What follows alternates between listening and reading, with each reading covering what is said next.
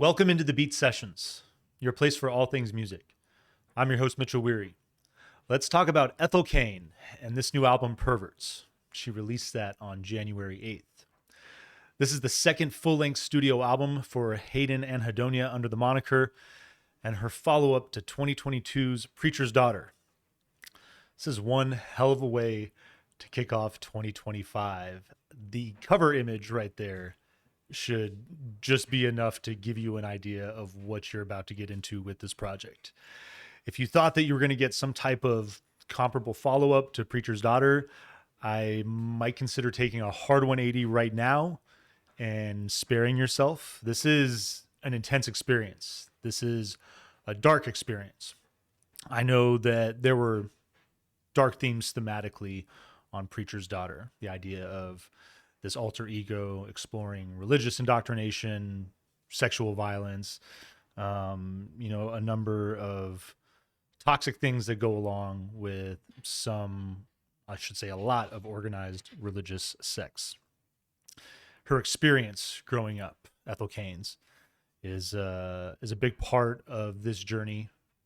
Her trauma certainly isn't as severe as the character portrayed in that record, but she certainly has her issues. She certainly has her own trauma in her own right with regards to certain experiences within that realm. She's also, I love the way that she reflects on the idea of, let's call it the great beyond. I would say that she's not necessarily religious, but there's two big things that really attract me to her. Growing up Catholic and not really considering myself much of a practicing Catholic anymore, I do often reflect on the Bible and the way I was taught it within the Catholic Church and those lessons learned. And she talks about that, how all of these stories growing up are there to impact our lives in a positive way, to teach us how to live morally and how to be good to one another. There's a lot objectively there that really is valuable in my opinion. And she shares that same feeling, that same insight. And I really appreciate that about her. I also like her idea of there being that great beyond. I think atheism is rather silly. I'm not saying that it's not a possibility, but I think that the universe is such a remarkable, exceptional, thing. I don't even know how to describe it. It is the idea of there being absolutely nothing beyond this life is something that I just don't agree with. I don't believe that. I think that us being here, the crapshoot of ending up on this rock spinning around a ball of exploding gas is just too wild for it to be the only thing. I do believe that there's something bigger, and I like her exploration of that idea as well. Perverts is taking things really, really to the dark side. And the idea of those more, I would say, toxic religious sects that are so strict and that teach that God is this entity that punishes, that he's vindictive, that he's looking to catch you in the peripheral of his eye or her eye, and to catch you doing all these perverse things. The idea that our human nature oftentimes is something that makes us woefully below God. It's an interesting mindset, the toxicity that exists there, because we all know that we're imperfect beings. We all know that we sin. We all know that we make mistakes. But I think that there's some teachings that take that to such a severe degree. And I think that most of what is happening in Perverts is capturing the guilt and the angst and the just total negativity that one can feel when caught in this type of environment. This experience is really intense. Like I said, I think a number of people might just turn this off after 4 or 5 minutes. It's not going to be for everybody. She's not even calling it an album. I'm looking at the Wikipedia page and it says studio recording. I would say there's moments on this record that highlight a brightness, a tenderness, moments of peace that maybe seem like meditations almost. Think of I think of like John Cale and his explorations, more currently Sufjan Stevens, John Frusciante, what he was doing with his last project, exploration of sound. And while there's moments where that feels meditative and cathartic, there's also moments of just intense execration of sinister, just nothingness, the emptiness, the vacuous nature of evil, and the darkness that some of us, all of us at times, can feel in our lives. And the idea of this album pushing us into a place of perversion as well is something that's truly stunning. This record is quite an experience. This is not something that is going to warrant return listens. I will certainly say that. I don't know when I want to return to this thing again. I think I will sooner than later. I think a return to this project would be valuable. I can't help but think of Heart of Darkness. It's one of my favorite stories, and I don't try to read it too much, but it's important, I think, from time to time to revisit that, to explore all facets of life and nature around us. I think that that's something that's really special about this project too. There's something that evokes just the evilness of the surrounding world, the often just, I don't know, the ease with which the world turns, in which we are all subject to any given amount of tyranny or evil or whatever it might be. It's intense. I'll say it again. This project is something that is going to challenge you, and I dig that about it as well. I think Ethel finding herself in a place coming off the success of Preacher's Daughter and not wanting to be pigeonholed as a pop star. And she is doing a damn fine job of making sure that she is never just going to be pigeonholed as a pop star. I do admire her music though. I think she's a polarizing figure, no doubt. I know that some people have their opinions about her and what she's said recently. I don't condone violence in any sense at all. So there's going to be some disagreement with some tweets and some posts there. But overall, I think this is the lane that she should stay in. I think that she does a marvelous job of carving out just this, again, this religiously based guilt and rot and corruption that can seep into our psyches and seep into our souls. I think that faith can be so healthy, but like anything else, talking about Power Man, talking about the Davies brothers, talking about Ray Davies yesterday, and the idea of Lola versus Power Man Part 2, and how that project was never made, but the idea was that the hero, the good guy, falls into this place of becoming everything that he wasn't supposed to, becoming the most evil entity there. There's so much at play here on Perverts that I'm trying to wrap my head around, and we're just going to get into the track list here, because at this point I feel like I've summed up well enough what is going on here. This is art. It really is. It sounds general. That might sound really cheesy and easy as far as taking a way out in this description, but this is art in a lot of ways in its finest. It's cinematic. There's moments where the sounds you're hearing are going to prompt visualizations. They're going to challenge you. Close your eyes when you're listening to this thing. I tried to put it on immediately when it came out at night, and I was like, nope, I'm not going there right now. I had to wait till daylight. But close your eyes and challenge yourself, and give yourself a pocket of time to really absorb what is happening when you hit play on this thing. Give yourself an opportunity, if need be, to take a timeout or two. I had to do the same thing as well. There's nothing wrong with that. But if you choose to sit down and listen to this record, don't approach it lightly. Really set yourself up and really give yourself that time and space where you know that you can take anything that is about to come at you, because you're about to get it. This thing, it kicks off with Perverts, Opens with a religious hymn, "Near My God to Thee." She talks about Hayden talks about how it's one of her favorites, so it's really cool to see her use that. It sounds like a really old phonograph in an open space when you hear it. This very much modulated, almost like kind of muted sound, and that's a big vocal component that you're going to hear on this record, and it's one of the things that makes this project so eerie and unnerving and spooky, and I absolutely love it. You get a gentle vacuum like sound that has it's going to hold this like digital sounding drone. I love the moments of silence are never really silent. There's that again, that vacuum, and it just makes you feel like someone's watching you almost. It really makes you feel like some voyeuristic heathen is, indulging in his own perversions and watching you in fear. It's so intense. Those digital sounds start to pulsate rapidly, excuse me, and you get this spoken vocal, which this thing it stays really simple as far as the vocal, and takes a 180.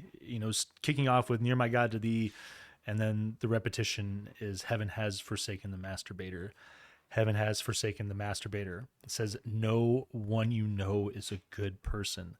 Fast, reckless driving often leads to slow, sad music. Heaven, heaven, heaven has forsaken the masturbator. It's happening to everybody." A really intense, roughly 12 minutes to open up this record. And if you can make it through this song, keep going. You know that you can do it, because there's songs like "Punish," your second track, that have more of a melodic, graceful payoff. This song it's sinister and sad as well. I mean, I believe the core content here is she's talking about certain rapists and the vengeful nature of the victims and victims' parents in some situations. The song is intense, somber piano, and a gorgeous vocal performance from her. The song finds more form, as I said. It gives me chills, but the background textures create this subtle, jarring dissonance that gives the song so much impact. But "They Made Me Leave" is when these heavy textures come in, and I want to read some of these lyrics as well because they're phenomenal. "Whatever's wrong with me, I will take to bed. I give in so easy. Nature chews on me, little death like lead, poisonous and heavy. It has always been this way. It has always been this way. I am punished by love. I am punished by love. In the morning, I will mar myself again." And it just, this thing is intense. "I am punished by love" is the refrain at the end of the song.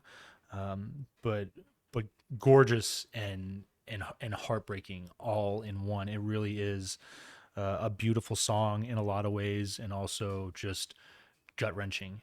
Just a brilliant balance of music and of sound in general on that song.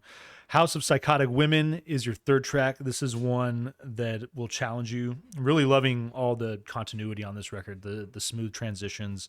It really helps this feel like one whole composition, like it is one whole experience from start to finish. It's a great effect. This song has a quiet refrain of "I love you." Soft ambient textures and knocking rhythm. Takes a moodier feel for sure.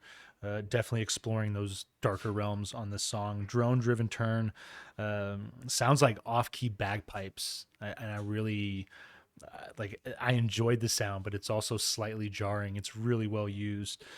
Swirling textures mimic this revving effect. It's almost kind of like a motor revving in that effect. Get these monastic sounding elements that build in on the backdrop here, which I mean I love. I love when those moments are there. And this song exploring. I really just love the lyrics here as well. "Do you think you understand what it means to be loved? You don't, and you never will. But I can tell you right now, it's beautiful. It is such a precious thing to be loved." I mean, it was so intense on this song. Moving into "Vacillator," your fourth song. I love the slow and slightly almost kind of like folkish nature of this song. It's the only track with drums, loose percussion. It drifts along to open, then it finds more form, giving this song more of a conventional feel. The synths build in with lighter textures, just the perfect balance of eerie and calm on this song. Though, really enjoyed it. The just the overall feel of it, and again, it's one of those moments where I think coming off of House of Psychotic Women, there's that payoff with that intense experience. You get this moment of respite. It almost kind of feels like Onanist is your fifth song. Um, if if you're not familiar with that, it's a reference to not really just masturbation, but like chronic masturbation. Loose trickling piano with this intense drone, the synths. The piano almost sounds like it could be a guitar. I mean, you could easily see a guitar taking hold and playing that part. It's a really cool. I don't want to call it effect necessarily, but just the notes that are being played and the way it's played, I feel could lend itself to either instrument. Lighter textures with monastic vocals again. The vocals soar in ethereal fashion, and I really like the dissonant synths that are bringing a darker edge to the track. And then eventually those synths will take hold and really start to dominate. It's the shortest track on the album, leading into your longest in Pull Drone, and that's basically what you're getting here. This song, quiet texture, spoken word element from the very beginning that's going to dominate the first part of the song, and I really like the basically the steps that are here. One, apathy. I am that I am, and I am nothing. And she goes on to disruption. Three, curiosity. The drones are building and pull you into this kind of like hypnotic state as she speaks. And five, a grand, she says, oh, I'll cover all these, excuse me. Three, curiosity. Four, assimilation. There's more that goes along. I'll let you all enjoy it. I don't want to spoil it all. Five, aggrandization. Six, delineation. Seven, perversion. And that's where this is like, just it jars you awake. This sound, this big old just force hits you at that moment in the track, and it makes sense giving the religious nature of the number seven. I like that there. Explores this drone driven space once the lyrics are done, and again you get that feeling of like off key bagpipes is what it reminds me of as far as the sound. Your seventh track, Etienne, reverb piano creates this ominous feel. Piano melody finds form in building this really cinematic and pensive move. But another one of those moments that, with the intensity of Pull Drone, the payoff here is really quite worth it. I enjoyed this moment as far as this experience is considered. But you get this light acoustic guitar that works in around 4 minutes, spooky but gorgeous, and a minor vocal element there at the end. That Torchia is your eighth song. You get these undulating high-pitched synths, playful feedback, shifts to this ambient drone element.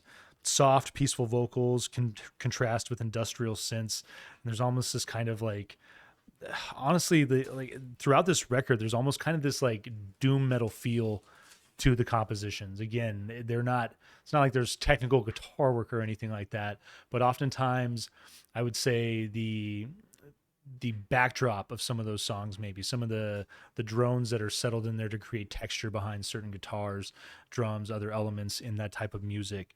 It's almost like she strips all of that away, and there's just those airy, spaced out textures that are there to exist. And then Amber Waves is your ninth song, stereo feedback and open air textures. You get this simple arpeggiated electric guitar, another stunning vocal performance from her. The lyrics are really devastating on this song. There's almost this feeling of going through this record and understanding one's own human nature, the perverseness that's there to a degree in all of us, and knowing that our identities, who we are, our own selves, it's not evil, it's not a sin. But Amber Waves feels like the subject or subjects at hand acquiescing to the conventional ideas of morality and they're folding and they're giving in. And I mean, it's just a heartbreaking way to end what really is a very dark, sinister, I would say it's sometimes even like morbid experience. It's not fun to feel many other ways, she says in this song. And it closes with the line, I can't feel anything. This is quite an experience, is what I'll wrap this up by saying. Uh, Simply put, it's something that is not going to be for everybody. It's something that is going to require you to be in a mood, and it's going to captivate you, but it's going to demand every moment of your attention. And there's going to be moments where I don't think it will be difficult for it to do that. I think that Ethel's created a world that is so unnerving and so jarring that you can't help but constantly feel like you need to be on the edge of your seat because you don't know what's coming next. You don't know uh, what the next moment is going to bring as far as your overall feeling and your mind, your state of mind. And so I'm gonna give this record an 8 out of 2, or excuse me, an 8.2 out of 10. I'm gonna change my rating system up here a little bit. I want to be a little more free to get into the nines and to kind of vary the numbers here. 8.2 though out of 10 to start the year. This is an experience that is worth your time if you feel like being challenged artistically. Is how I will end that.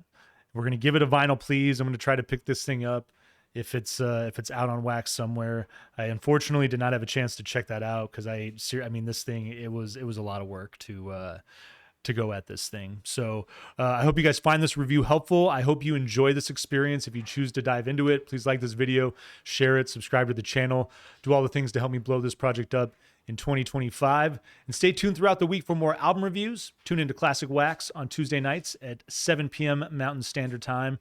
And tune in to the Daily Deep Cut every morning, Monday through Friday at 10 a.m. Mountain Standard Time. And we will see you next time on the Beat Sessions.